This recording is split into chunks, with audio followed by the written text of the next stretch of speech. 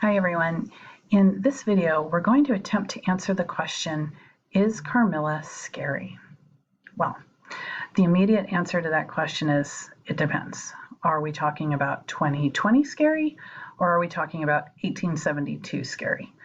Carmilla came out in 1872, so that's almost 150 years ago. And as you can imagine, some things have changed since then.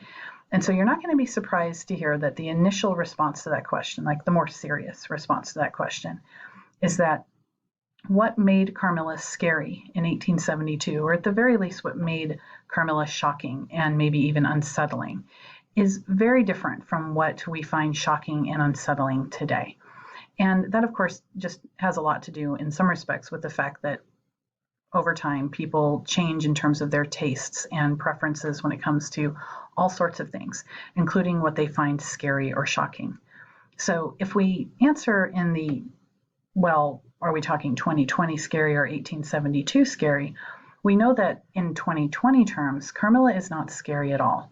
And that has a lot to do with the fact that the things that Carmilla depicts, particularly when it comes to women and sexuality, and that's going to be something we talk about in a little bit in this video, a lot of that has changed from the way things were in 1872.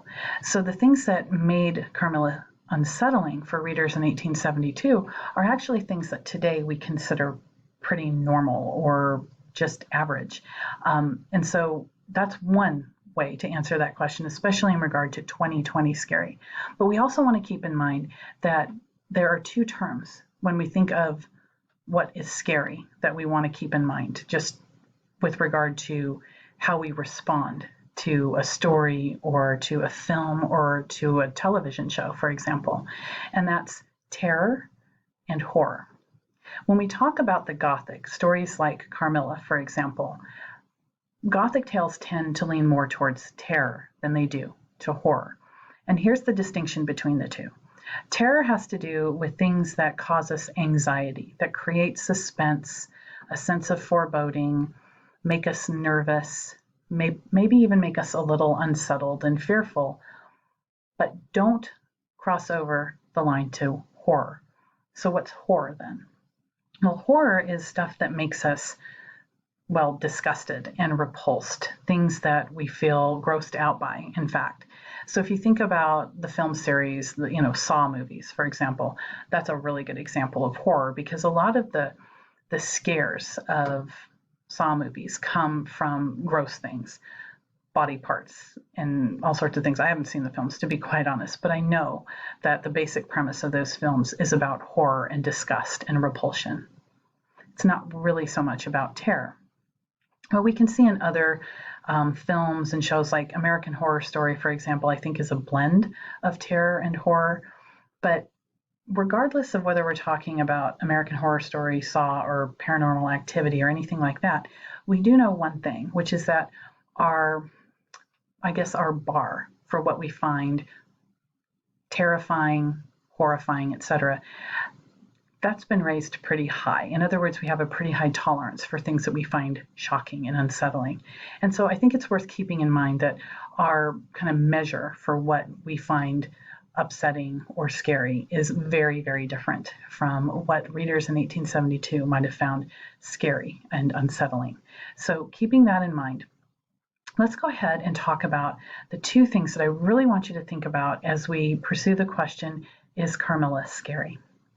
In 1872, we're talking about the middle of the Victorian era. And there were two very important and prevailing ideas about women that play an important role in helping us to understand what it is about Carmilla that would have been seen as, again, scary or unsettling.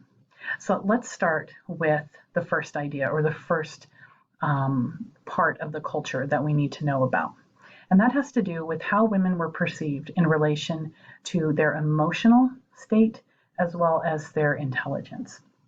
And to kind of provide a bit more of a context for what I'm talking about, I want you to think back to the Yellow Wallpaper, a story that we've already encountered. The Yellow Wallpaper actually taps into some of the very things that we need to think about in relation to Carmilla. Specifically, the fact that our narrator in the Yellow Wallpaper is experiencing a very clear case of postpartum depression. However, she is not taken seriously by either her husband or her doctor. And there are a couple of reasons for why that is. First and foremost, because she is a woman, her intelligence is considered inferior to men. More broadly speaking, there was a long-standing assumption that women were not only mentally and physically weaker than men, but they were also less intelligent than men. So it's very likely that in the Yellow Wallpaper, John, the husband, as well as the doctor, do not think that the narrator possesses the intelligence to understand what is going on with her. But the other thing that's going on in terms of their dismissing or downplaying what she's telling them is that back in the Victorian era, women who had mental health issues, maybe dealing with anxiety, some measure of depression, whether it's postpartum depression or just depression in general, all of them would have been kind of lumped together under one diagnosis, a kind of catch-all diagnosis that often really overlooked the nuances and complexities of the psychological and emotional struggles that these women were going through.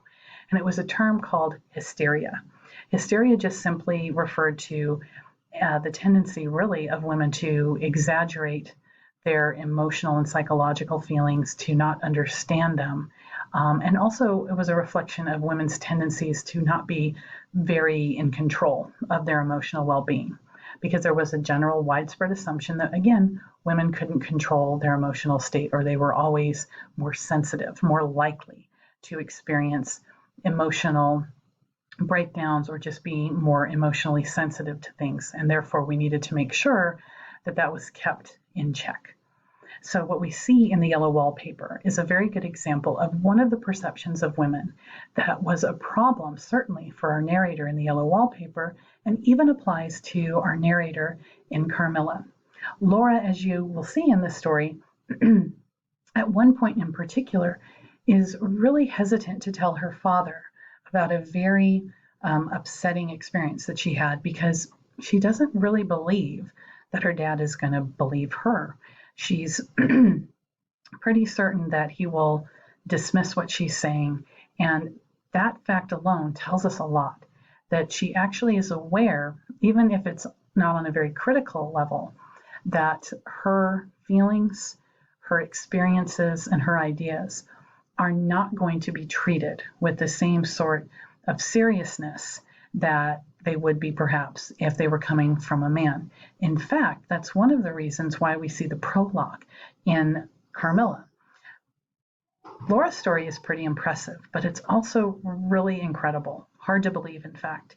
And so by presenting her story through two male intermediaries, Dr. Hecelius and then the unnamed narrator, who could potentially be Sheridan Le Fanu himself, our author, then essentially her story is getting validated, because two men are saying this is a story that really requires closer look. In fact, the unnamed narrator that presents the story says that I've checked everything. I've even gone to talk to her. Unfortunately, she's passed away, but I've done my research, and this is a story you have to read. In other words, by being validated by these two men, we can then, as readers, assume that the story we're about to read is worth our time. But without it, would we believe her story? Well, that's part of the problem, right? That's part of the question that we need to consider in terms of the way that we receive Laura's story. And especially what I point out, and there goes the light, especially what we point out and note about Laura in terms of her reliability as a narrator. So the second part that I want you to think about is the whole element of Carmilla that I think gets the most attention by readers and critics alike, and that is the presence and placement of the idea of women and their sexuality in this story. And it's no surprise, because this story is, after all, a story about a female vampire who preys on other women. In other words, it's a lesbian vampire story. At least that's what some people describe it as. So that particular point, this is where we get closer to understanding the question, is Carmilla scary? Especially for people in 1872. And the answer there, when we're talking about women and sexuality, is yes. It would have been considered unsettling and perhaps even a little scary, and for a few basic reasons. But to understand those reasons, let's go back in the literature to a text we've seen before, and that's Medea. Now remember, in an early speech in the play, Medea talks about the sexual double standard, the fact that her husband can find other sexual partners and not have to deal with society's disapproval, but if she does the same, she will be ostracized. She will be labeled a whore.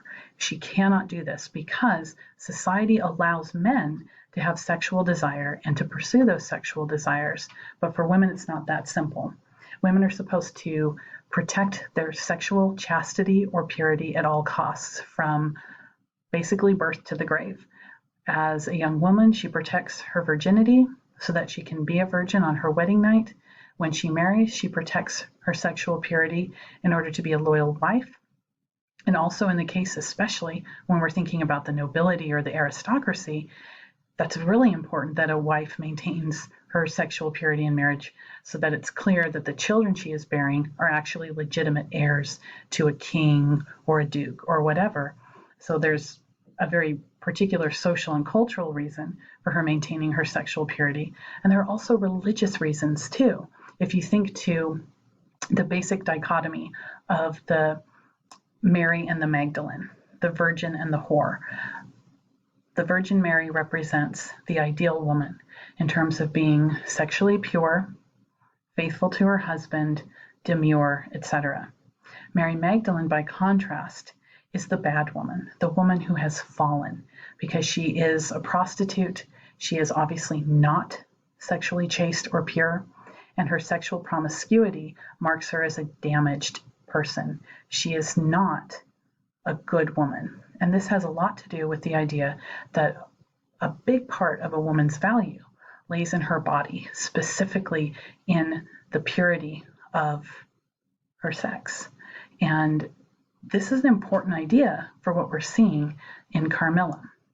And before we get back to Carmilla, I want to make one more literary connection, and that's to the Wife of Bath. The Wife of Bath is a character in Chaucer's The Canterbury Tales. And one of the things that makes her really, really interesting is the fact that she is super, super vocal about how much she likes sex. In fact, she loves sex and she likes to talk about it all the time. And this is really striking because women were not expected, and in some respects, maybe not even allowed, to be very vocal and articulate about their sexual desires. Because again, women were not seen as sexual beings. Their sexual desire didn't kind of fall into the equation at all when it came to sex itself, because for women, sex only meant reproduction. It was all about making babies. It wasn't about pleasure, and it wasn't about desire. And this is where we get into why Carmilla would have been unsettling, even scary, for readers of 1872. Carmilla is frank about her sexual desire. And that by itself is a scary thing, because women aren't supposed to feel desire. They aren't supposed to want sex.